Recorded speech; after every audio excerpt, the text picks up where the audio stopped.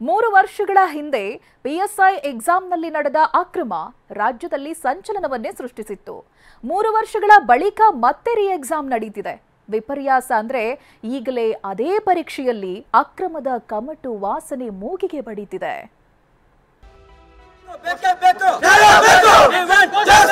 Sub inspector Lingayya ಅಂತ ಹೇಳಿ 80 ಲಕ್ಷ ದುಡ್ಡು ಕೊಡಿ, ನಿಮಗೆ ಹುದ್ದೆ ಕೊಡ್ತೀನಿ. ಟೆನಿಕಾಸ್ ಪೋಸ್ಟ್ಪೋನ್ ಆಗಲೇಬೇಕು. We want justice.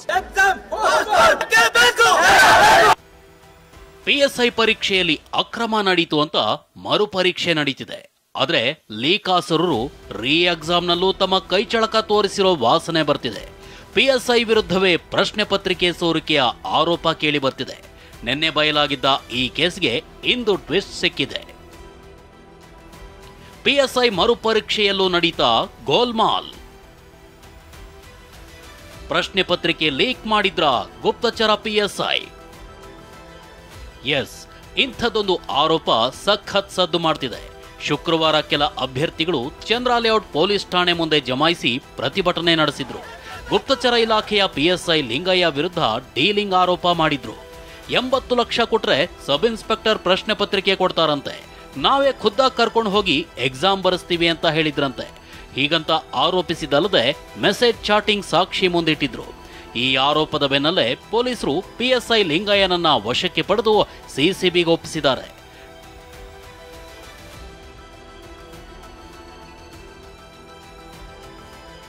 ಡೀಲಿಂಗ್ ಅಲ್ಲ, ಆರೋಪಿ ಬಂಧಿಸಲು ತಂತ್ರ ಎಂದ ಪಿಎಸ್ಐ. ಸಿಸಿಬಿ ಪೊಲೀಸರು ಪ್ರಕರಣವನ್ನ ಸೀರಿಯಸ್ ಆಗಿ ತಗೊಂಡಿದ್ದಾರೆ. ಅಜ್ಞಾತ ಸ್ಥಳದಲ್ಲಿ ಕುಣಿಗಲ್ ಮೂಲದ ಲಿಂಗಯ್ಯನ ವಿಚಾರಣೆ ಮಾಡ್ತಿದ್ದಾರೆ. ಆದರೆ ಬೆಂಗಳೂರು ಗುಪ್ತಚರ ಇಲಾಖೆಯಲ್ಲಿ ಕೆಲಸ ಮಾಡ್ತಿರೋ ಲಿಂಗಯ್ಯ ಪಿಎಸ್ಐ ಪರೀಕ್ಷೆಯಲ್ಲಿ ಅಕ್ರಮದ ಮಾಹಿತಿ ಇತ್ತು, ಹೀಗಾಗಿ ಮಾಹಿತಿ ಕಲೆ ಹಾಕಲು ಚಾಟಿಂಗ್ ಮಾಡಿದ್ದೀನಿ, ಫೇಕ್ ಆಡಿಯೋ ನಾನೇ ಮಾಡಿದ್ದು, ಆದರೆ ಅಕ್ರಮ ಮಾಡಿಲ್ಲ ಅಂತ ಹೇಳ್ತಿದ್ದಾರಂತೆ. ಒಂದ್ ವೇಳೆ ಅಕ್ರಮ ಸಾಬೀತಾದ್ರೆ ಮುಲಾಜಿಲ್ಲದೆ ಶಿಸ್ತು ಕ್ರಮ ಕೈಗೊಳ್ಳಿ ಅಂತ ಗೃಹ ಸಚಿವ ಪರಮೇಶ್ವರ್ ಸೂಚನೆ ನೀಡಿದ್ದಾರೆ. ನಾನು ಇಂಟೆಲಿಜೆನ್ಸ್ ಗ್ಯಾದರ್ ಮಾಡೋದಕ್ಕೆ ಮಾಡಿದೆ, ಈ ರೀತಿ ಫೇಕ್ ಮಾಡಿದೆ ಅಂತ ಹೇಳಿಕೆ ಕೊಟ್ಟಿದ್ದಾರೆ.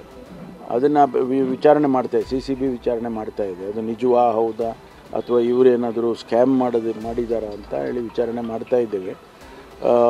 ಎಲ್ಲ ರೀತಿಯ ಪ್ರಿಕಾಷನ್ಸ್ಗಳನ್ನ ತಗೊಂಡು ನಾವು ಈ ಎಕ್ಸಾಮಿನೇಷನ್ನು ಸಕ್ಸಸ್ಫುಲ್ಲಾಗಿ ಮಾಡಬೇಕು ಅಂತ ಹೇಳಿ ಮಾಡಿದ್ದೆವು. ಇದ್ರ ಬಗ್ಗೆ ಪರ್ಟಿಕ್ಯುಲರ್ಲಿ ಸಿಸಿಬಿ ಎನ್ಕ್ವೈರಿ ಮಾಡ್ತಿದ್ದಾರೆ. ಅದಾದಮೇಲೆ ಏನು ಅಂತ ಗೊತ್ತಾಗುತ್ತೆ. ಹಂಗೇನಾದ್ರು ಇದ್ದರೆ ಕ್ರಮ ತಗೊಳ್ತೀವಿ. ಒಂದ್ ಕಡೆ ಪಿಎಸ್ಐ ಮರುಪರೀಕ್ಷೆಯಲ್ಲೂ ಗೋಲ್ಮಾಲ್ ಗುಸುಗುಸು ಕೇಳಿ ಬರ್ತಿರೋ ಬೆನ್ನಲ್ಲೇ ಎಕ್ಸಾಮ್ಗೆ ಸರ್ಕಾರ ಸಿದ್ಧವಾಗಿದೆ. ಇದೇ ಮಂಗಳವಾರ ಬೆಂಗಳೂರಿನ 117 ಕೇಂದ್ರಗಳಲ್ಲಿ ಪರೀಕ್ಷೆ ನಡೆಯಲಿದ್ದು, ಪರೀಕ್ಷಾ ಕೇಂದ್ರಗಳ ಸುತ್ತ 200 ಮೀಟರ್ ಸುತ್ತಮುತ್ತ ನಿಷೇಧಾಜ್ಞೆ ಜಾರಿ ಮಾಡಿ ಪೊಲೀಸ್ ಕಮಿಷನರ್ ಆದೇಶ ಹೊರಡಿಸಿದ್ದಾರೆ. ಜೆರಾಕ್ಸ್ ಅಂಗಡಿಗಳನ್ನು ಬಂದ್ ಮಾಡುವಂತೆ ಸೂಚನೆ ನೀಡಿದ್ದಾರೆ.